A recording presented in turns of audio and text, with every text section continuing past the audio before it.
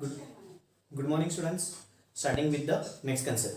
पुढचा बेटा आता जो कन्सेप्ट चालू होतोय तो आहे मॅग्नेटिक सर्किटचा. कालपर्यंत आपण काय बघितलं बेटा? कंपॅरिझन बघितलं कोणाकोणामध्ये, electric circuit and magnetic circuit. तो पण महत्त्वाचा मुद्दा होता. आता सगळ्यांनी हेडिंग टाका, नवीन फंडा मॅग्नेटिक सर्किट. हेडिंग टाका मॅग्नेटिक सर्किट. हेडिंग टाका मॅग्नेटिक सर्किट. क्वेश्चन घ्या. Draw and explain the concept of magnetic circuit. Draw and explain the concept of magnetic circuit. Draw and explain the concept of magnetic circuit. आता लक्ष इकडे, magnetic circuit कुठली असते? Magnetic circuit तीच असते बेटा ज्याच्यामध्ये क्लोज पाथ असतो. आता क्लोज पाथ म्हणजे काय? ज्याच्यामध्ये बंद खिडकी असते. बंद खिडकी किंवा बंद गोल. म्हणजे जर मी याला असं ओपन करून टाकलं ना, त्याला मी क्लोज पाथ नाही म्हणणार. याला मी क्लोज पाथ म्हणेल का बेटा? नाही. म्हणजे क्लोज पाथ म्हणजे काय की ज्याच्यामध्ये मॅग्नेटिक लाईन ऑफ फोर्सेस कसे होतात बेटा? पूर्णतः फ्लो होतो. पूर्णतः फ्लो होतो. त्याला काय म्हणायचं बेटा? Close path. Close path through which magnetic line of forces flow. ज्याच्यामध्ये असा क्लोज पाथ ज्याच्यातून मॅग्नेटिक लाईन ऑफ फोर्सेस काय होतात बेटा? फ्लो होतात. असा क्लोज पाथ ज्याच्यातून magnetic line of forces flow होतात. पुन्हा एकदा, असा क्लोज पाथ ज्याच्यातून magnetic line of forces flow होतात त्याला त्यांनी काय नाव दिलं बेटा? Magnetic circuit. अजून एकदा, मॅग्नेटिक सर्किट म्हणजे काय? असा क्लोज पाथ. क्लोज पाथ म्हणजे काय? बंद खिडकी. अशी बंद खिडकी ज्याच्यामधून magnetic line of forces flow केले जातात किंवा होतात त्याला काय नाव दिले बेटा? Magnetic circuit. त्याला काय नाव दिले? मॅग्नेटिक. आता इथे पहा बरं, या दोघी फिगरमध्ये दोघीच्या दोघी क्लोज पाथ आहेत की नाही? बरं, त्याच्यातून मॅग्नेटिक लाईन ऑफ फोर्सेस काय होतं बेटा? फ्लो होतोय. हा जी डॉटेड लाईन दाखवली आहे ती डॉटेड म्हणजे काय बेटा? Magnetic line of forces. का फ्लो झाली आहे? त्याला व्होल्टेज सप्लाय लावलेला आहे. का फ्लो झाली बेटा? याला व्होल्टेज सप्लाय लावलेला आहे. आता काय नाही, या दोघांपैकी एक जरी फिगर काढली तरी चालते. ठीक आहे, टेक्स्टबुकमध्ये दोघी फिगर येतात म्हणून मी दोघी फिगर काढलेल्या आहेत. ठीक आहे, तुम्ही पण दोघी फिगर सध्या काढायच्या आहेत. एक्झाममध्ये कदाचित वेळ कमी असेल, एक जर फिगर काढली तरीही चालते बेटा. ठीक आहे, ओके. आता व्हिडिओ पॉज करायचा. त्याच्या आधी आपण डेफिनेशन घेऊन घेऊ आणि मग नंतर तुम्हाला मी फिगर काढायला वेळ देतो. चलो, डेफिनेशन घ्या. Magnetic circuit is defined as. Definition घ्या. Magnetic circuit is defined as. Magnetic circuit is defined as a closed path. A magnetic circuit is defined as a closed path followed by the a magnetic circuit is defined as a closed path followed by the magnetic line of forces.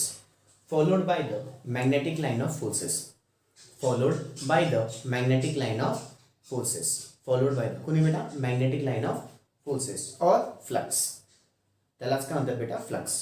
बरं, आता ना या दोघी figure काढायच्या आहेत. ठीक आहे, त्याच्या पुढचा मुद्दा थोडासा सांगून देतो.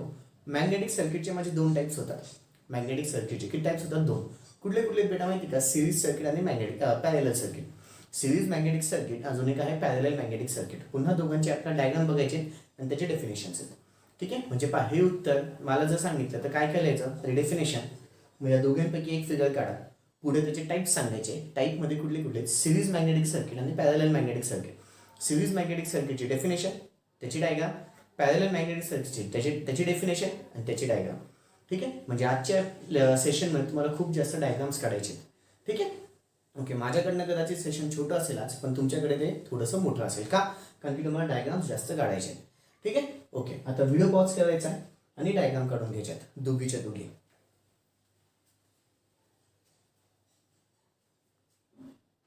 मागची डायग्राम झाली असेल. आता तेच आन्सर कंटिन्यू होईल बेटा. ठीक आहे, आता मॅग्नेटिक सर्किटचे माझे दोन टाईप्स होतात. कुठले कुठले बेटा? सिरीज मॅग्नेटिक सर्किट, अजून एक आहे पॅरेलल मॅग्नेटिक सर्किट. दोन टाईप्स. कुठले कुठले बेटा? सिरीज मॅग्नेटिक सर्किट, अजून एक कुठले? Parallel magnetic circuit. तुम्हाला दोघे डायग्राम दिसत असते. सिरीज मॅग्नेटिक सर्किटमध्ये काय होतं बेटा? तिघं केसेस म्हणून सपोज मी 3 एरिया घेतले. हा एक लिंब घेतलं, हा एक लिंब घेतला आणि हा एक लिंब घेतला. हे लिंब्स आहेत 1, 2 आणि 3. हे तिघं लिंब्सचे एरिया कशी आहेत बेटा? याचा एरिया काहीतरी वेगळा छोटासा आहे, याचा थोडा मोठा आहे, याचा मध्यम आहे. म्हणजे तिघांचे पण एरिया कसे आहेत? वेगवेगळे आहेत. पण तिघांमधून फ्लक्स जो फ्लो होतोय तो कसा आहे बेटा? सेम. याला कुठे फाटा फुटतोय का? आपण सिरीज पॅरलचा फंडा बघितलाय. याला कुठेही फाटा फुटला का? नाही. म्हणजे दोन महत्वाची गोष्टी की बाबा रे, सिरीज मॅग्नेटिक सर्किटमध्ये पहिला महत्वाचा मुद्दा, सगळीकडून फ्लक्स कसा फ्लो होतो बेटा? सेम. सगळीकडून फ्लक्स कसा होतो? फ्लो होतो सेम. अजून एक, पण सगळ्यांची एरिया काय असतात? डिफरंट.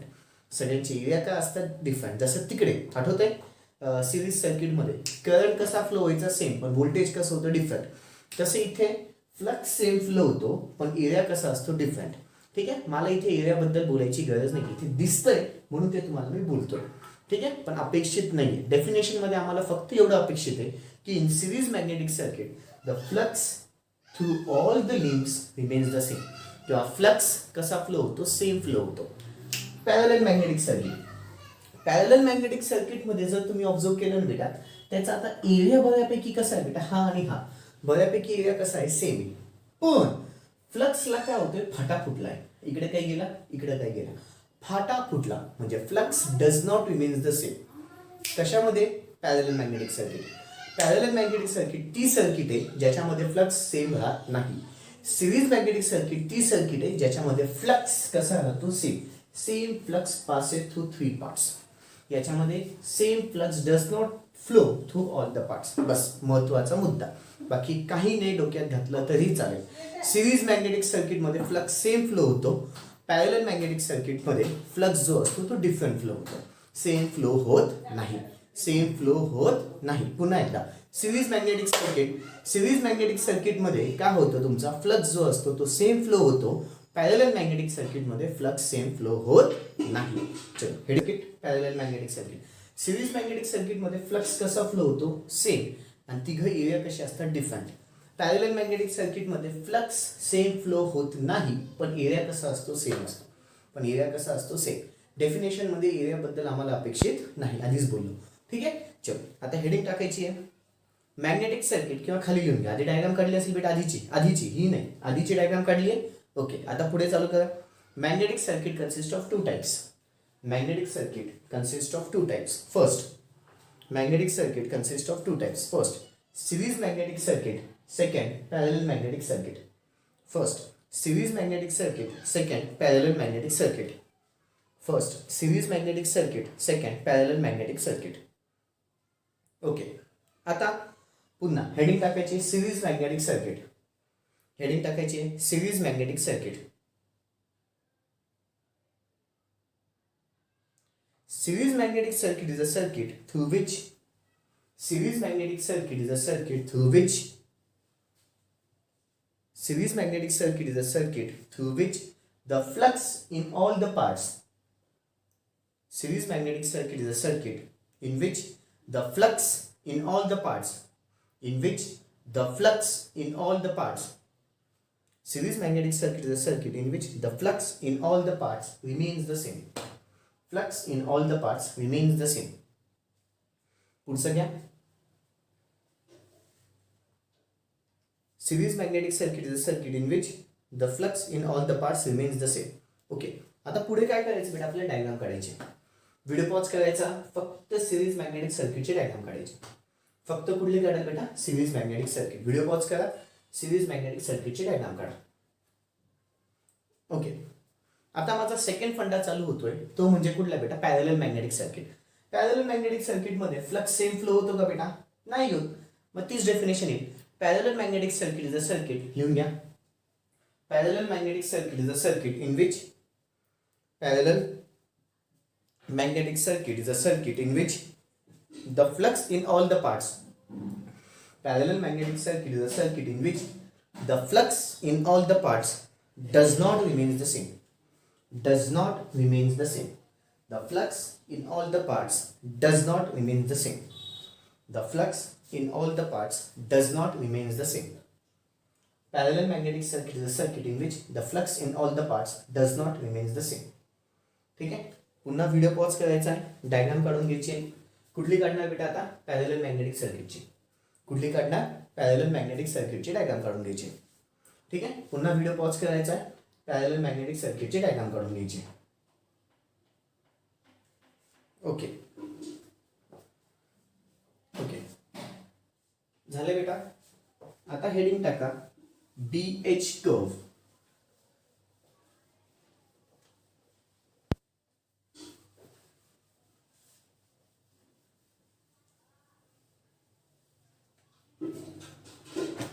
चलो हेडिंग टाका बेटा, BH कर्व और magnetisation curve.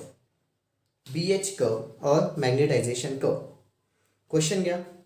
Draw the BH curve or magnetization curve.